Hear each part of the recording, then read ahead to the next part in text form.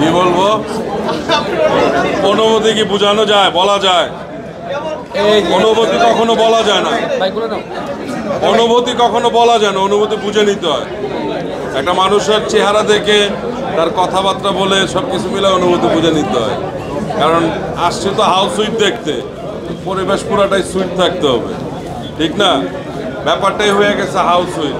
এই এখানে যারা আছে সবাই হাউস সুইট, ঠিক না? আর আমার একটা প্রশ্ন, এই যে এত ক্যামেরা, সবার কেমন লাগছে সেটা বলো।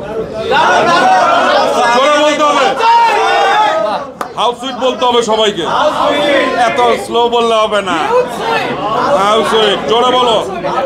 হ্যাঁ হ্যাঁ, খুব ভালো, খুব ভালো। এই যে আছে, এই যে সবচেয়ে সুইট, সবচেয়ে ছোট দর্শক। হতেও পারে যদি সবাই চায়, এই সবাই ক্যামেরা যারা আছে তারা চাইলে হবে, নাহলে হবে না। সবাই কি চায়? জোরে বলো। হ্যাঁ ঠিক আছে।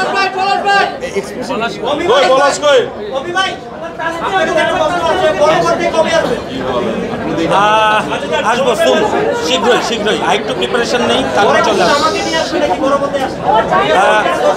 আসলে ধামাকা কিনা জানি না, বড় পর্দায় আসার জন্যই আসলে প্রস্তুতি নিচ্ছি।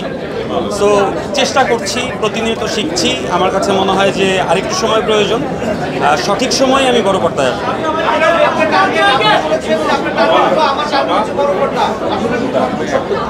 অবশ্যই টার্গেট বড় পর্দা, সেজন্যই আমি চেষ্টা করছি ওটিটিতেই এক ধরনের সিনেম্যাটিক এক্সপিরিয়েন্স দিতে দর্শককে।